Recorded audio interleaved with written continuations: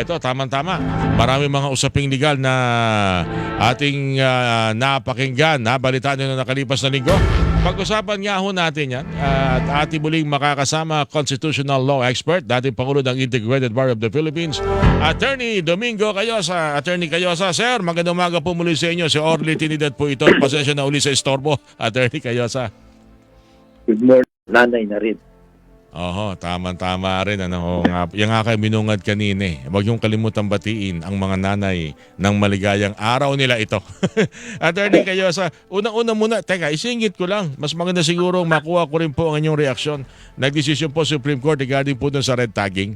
At binanggit na yun talaga yung mapaminsala talaga sa isang tao pag ikay na red tag. Maging sa kaligtasan na rin o baka humantong daw kasi sa kanilang kamatayan. Ano ang implication po nito sa tingin po ninyo? Lalo-talo na ho ay doon sa kasi ang punto ho ngayon, ando doon pinoprotektahan ng ating mga kababayan. Pero ang problema, baka itong desisyon na ito ay gamitin na rin para doon po sa tumatakas talaga. Sa masasabi ho natin na isa ho talaga sa problema ng ating lipunan. Maabuso baga, Attorney Cayosa? Mabuti naman na nag-clarify ang Supreme Court para ma-guide ang mga trial courts na kung saan fina-file yung mga petition, yung mga writ of amparo ba, dun sa mga red tag. Pero maganda rin na dapat i-clarify yan o kaya ipaliwanag. Kasi baka nga, gaya ng kinakatakutan ng iba at sinasabi mo na baka naman gamitin itong desisyon na ito nung sa mga talagang may kasalanan. Diba? Ibig sabihin, yun talagang mula umaga hanggang gabi ay talagang destabilization ang iniisip talaga nila. Attorney Cayosa. Ang sinasabi lang po naman dito, kasi ang ano dito, yung writ of amparo, no? Wala, kasi yan ay rules ng court, no? Ang naglabas niyan ang Supreme Court. Paliwanag natin yung writ of amparo kasi iba hindi naunawaan niya. Nakala tuloy nila pangalan ni amparo. Pero mukhang doon yata yun ang pinagbasihan po noon. Yung pagtitiyak na ang isang tao hindi pwedeng kunin mo, itago mo sa pamilya at tatakutin ng pagkasampan ng kaso na walang matibay na basihan. Kaya dapat yung i-produce yan, no? Ipakita kung sino man yung target na yan ng gobyerno. Tama ba yun, Attorney Cayosa? Tama ho. At ang pagkakaibahan po ng writ of amparo kasi, noon, pwede kang dumulog sa korte, humingi ng proteksyon kung may nangyari na sa'yo. Halimbawa, ikaw ay naaresto na wala namang legal na batayan na rason, pwede kang mag-petition ng writ of habeas corpus para magpaliwanag yung ang huli sa'yo, nag-detain sa inyo, bakit ka dinitain at ano ba ang legal na basihan. Kung wala, o-orderan yung humawak sa'yo, nag-detain, na palayain ka at pwedeng makasuhan sila. Ngayon, yung writ of amparo ay medyo pina-advance kasi nga yung mga pinoprotektahan yan, hindi ho yung actual na pagkawalan ng yung karapatan o kaya injury o kaya damage, kundi yung threat, yung kung nanganganib ang iyong buhay o yung seguridad dun sa ginagawa, pwede ka nang humingi ng writ of amparo. Hindi ko kasi alam saan nanggaling yung salitang red tagging na yan eh. Dahil definitely kung yan nagaling sa gobyerno, may hindi maganda sa kanilang ginagawa. Para silang nagmamarites warfare. Kasi parang ito, sinabi mo lang, ito, yan, komunista yan. Wala ka namang matibay na basihan. So, yun naman ang gusto tiyakin din siguro sa Korte Suprema. At yun din siguro ang nakakalimutan din minsan ng ating mga law enforcers. Kaya nga, ang maganda, hindi naman bawal manghuli o kaya yung pangalanan kung sino yung mga kriminal, mga terorista. Pero, ang sinasabi lang dyan, hanggat hindi kumpletong iyong ebidensya, gawin mo muna yung case build-up at kasuhan mo. Tuloyin mo. Pumunta ka sa tamang proseso. Pero yung hilaw pa, kulang pa, at pinag-broadcast mo na, minarites mo na, ang nangyayari ho kasi natitreten ang seguridad nila dahil sa mga historical antecedents at yung mga realidad na meron talagang tao na galit dyan o kaya bigla na lang saktan dahil by affiliation o kaya na-chismis o nalathala na ganun sila na hindi pa sigurado. Mhm. So, yun ang pinoprotektahan nung writ of amparo at pinaliwanag na huwag nang hintayin ng korte na may mangyari pa na ma-kidnap, ma-torture, masaktan, yung pinaparatangan o yung linilabel nila na kaliwa, terorista, progresibo o kontra sa gobyerno bago bigyan ng proteksyon. Maganda So, yun tong po naman. maganda rin itong nangyaring ito, attorney, kasi panahon na rin siguro sa halip sigurong pag-isipan kung ano ang mangyayari sa NTF-ELCAC. Mas maganda siguro gumawa ng batas para po gamitin itong desisyon ng Supreme Court sa mga yung binabanggit natin. Wala pa namang ebidensya, wala namang matibay na kung ano-anong mga pagbabasihan ng akusasyon regarding ito'y miyembro ng teroristang grupo, binobroadcast na nga. Siguro doon, mas magandang pagtuunan ng pansin yung batas na maaring mabalangkas kasunod ng desisyon na ng Supreme Court, Attorney Cayosa. Tama ho yan, napakagandang punto sapagkat ang talagang gumagawa ko naman ng batas ng polisiya ng bansa, yung ating mga legislators. Yeah, para sa Hindi may ang mga Supreme lumalabag. Court. Pag may lumabag dito, eto na. Yun yung siguro dapat maging action ngayon ng ating Kongreso.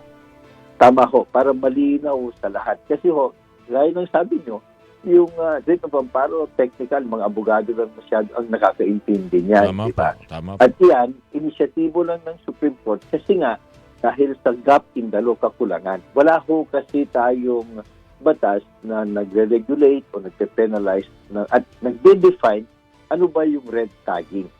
So ngayon, ang ginagamit ng mga naagrabyado yung writ of amparo. So mas maganda talaga Mas na maganda, gumawa buuin ng ng batas. ating Kongreso yung batas tungkol yan. Ayun, malinaw yun. Maganda yung naiputo niya yung Attorney Cayosa. Pangalawa nga pala, pasensya na, ito rin kasi ang naririnig ko. Ilang linggo na nung minsan nagkausap tayo tungkol doon sa naging pahayag ni Congressman na Alvarez. Hindi yan inciting to sedition. Mas bagay dyan treason. Attorney Cayosa. Nalala niyo yung Attorney Cayosa na naging punto ng debate. May mga reaction tuloy ngayon kasi naganap na ho talaga yung disinformation, pag-twist ng totoong sitwasyon sa West Philippine Sea. Ang malungkot, ang karamihan dito, ginagawa pa ng ilan sa ating mga kababayan o mga nagpapakilala mga Pilipino. Malay ba naman natin kung Chinese citizen na sila, di pa natin alam siguro, Attorney Cayosa. Baka nagpapanggap pala ng mga Pilipino pero talagang Chino na talaga sila. Nasa punto ba tayo? Meron bang ikabubuti? Meron bang magre-resulta ba ng maganda kung sakasakaling mas magiging mahigpit at gagamitin ng gobyerno ngayon itong batas laban sa treason para na rin po sa pagpapakalat ng mga disinformation sa usapin ng West Philippine Sea, Attorney Cayosa? Sa tingin ko, mas viable na gamitin yung batas at treason kesa ho yung inciting to sedition o kung ano pang mga batas yung sa revised penal code on crimes against security of the state. Kasi nga yung sedition at iba pa, kinakailangan talaga there's violence, there's upheaval, taking of arms. So hindi naman, karamihan na ngayon ng mga ginagawa, yung cywar, false information, at kung ano-ano pa, hindi ho yan violence. So technically, hindi uubra yung sedition, treason, treason or rebellion. Pero ang treason ho kasi ay just giving aid and comfort to the enemy. So hindi kinakailangan magbarilan, gumamit ng dahas, giving aid and comfort. Ibig sabihin, hindi ibig sabihin nasa gera tayo para mag-apply ang treason. Hindi, yun din. Gusto ko ipaliwanag na under the revised penal code, ang treason, yan ay kasalanan in times of war.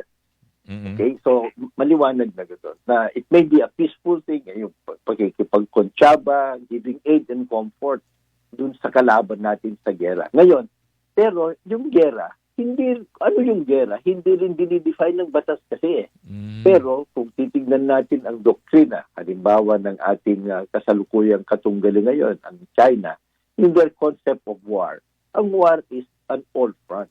Hindi lang po barilan yan.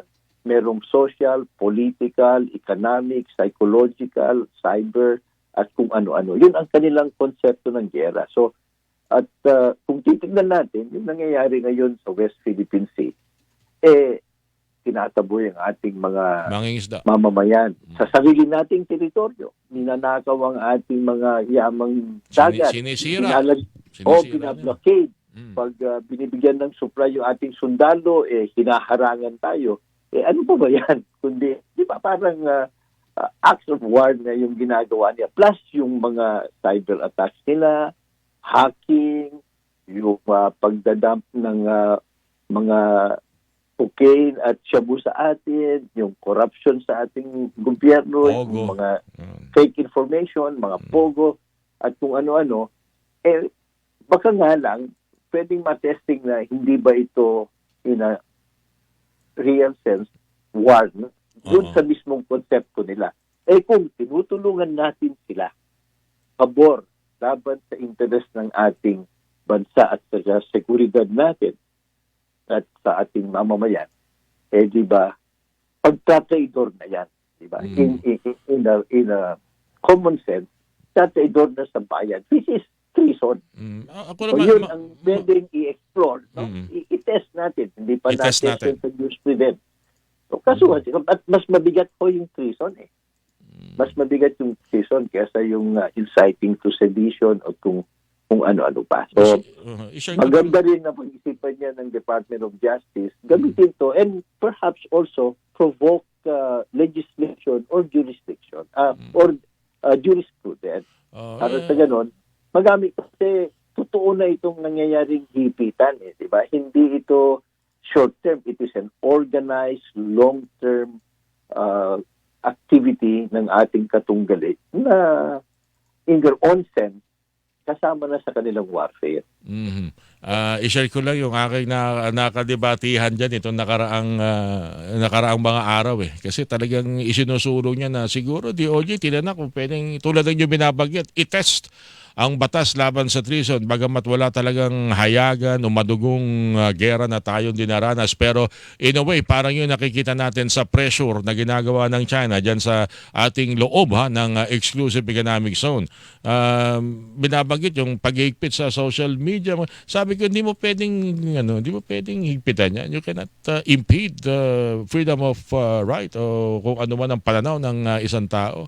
Binabanggit kaya malakas ang loob ng China tayo ibuli, pati yung kanilang foreign minister kasi nakikita nila sa social media, mga kababayan pa mismo natin at tumutulig sa gobyerno. parang inawi, Atty. Cayosa, parang tama yung kadebate ko kausap ko no?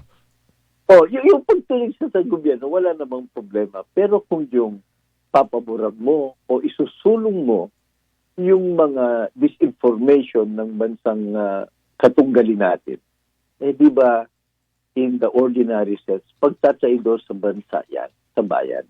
Yan yung treason. Anyway, magandang pag-isipan yan.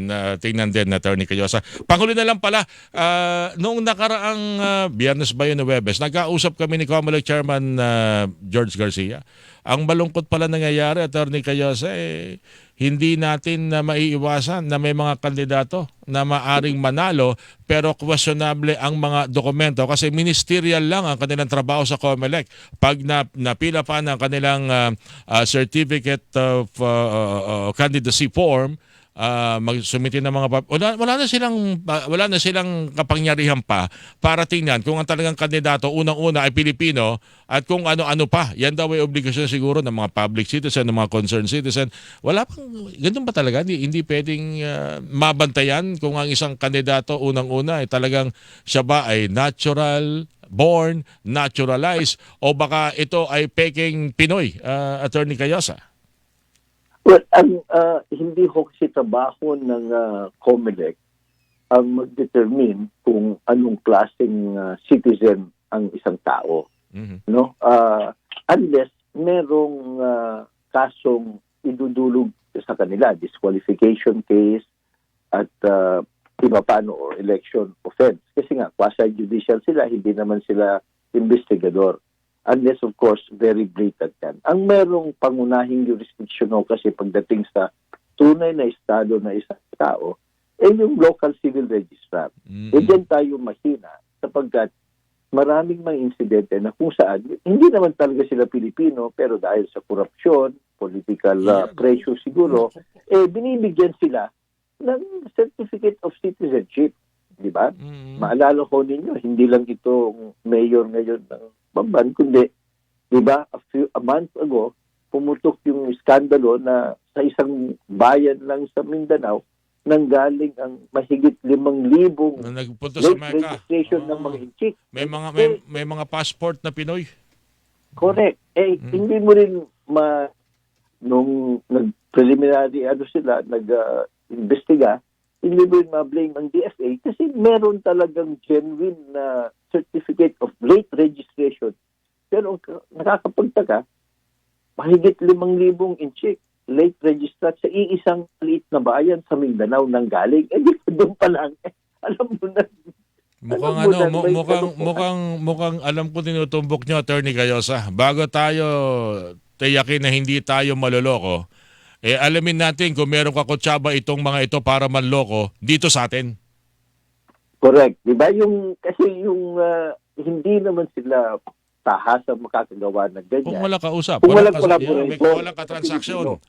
Oo, collaborate ng Pilipino. Halimbawa, yung pinaghihinalaan ngayon, o tinutubigisan na mayor ng isang bayan dyan sa Tarlac, binoto ng kanyang mga kababayan Di ba? So, at kung yung iba rin naman, siyempre, kung maayos siya o kaya nakumbinsi niya, hindi naman nila alam na baka nga peking Pilipino siya. So, pero in fairness, baka naman may paliwanag si Mayor. Baka naman talaga Pilipino siya. Pero pinag-usapan lang natin talaga, Attorney Cayosa, may mga insidente, may mga tanong na talagang ang reaksyon ating mga kababayan, Pinoy pa talaga ito? Kasi nga may mga ilang mga tao nakakuha ng tulad binabagit nyo, peking passport, peking birth certificate, pati peking driver's license, Attorney Cayosa.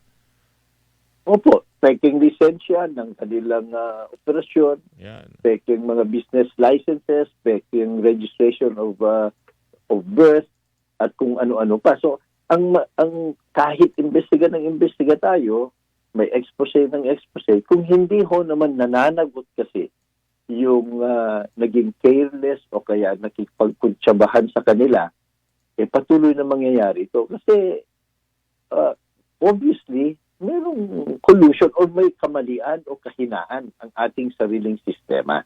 Kaya nakakalusot yung mga peking Pilipino na hindi naman Pilipino. Okay. Nako, Attorney Cayosa, may nag-text sa akin. Nakakalibre na raw ako ng legal advice sa iyo. Pasensya na kayo. Talagang ganyan doon ako kayo. Attorney Cayosa, again, maraming salamat sa napaka mabungang usapan lagi sa iyo basta't patungkol po sa ating saligang batas o tungkol sa batas, Attorney Cayosa. Maraming salamat. Magandang umaga ko sa lahat. Okay, thank you po sa inyo. Yan, mga kapuso, Attorney Domingo Cayosa, constitutional law expert, dating Pangulo ng Integrated Party of the Philippines, ang inyo pong napakinggan. Buena Manong Balita. Hinihilingan, walang pinoprotektahan.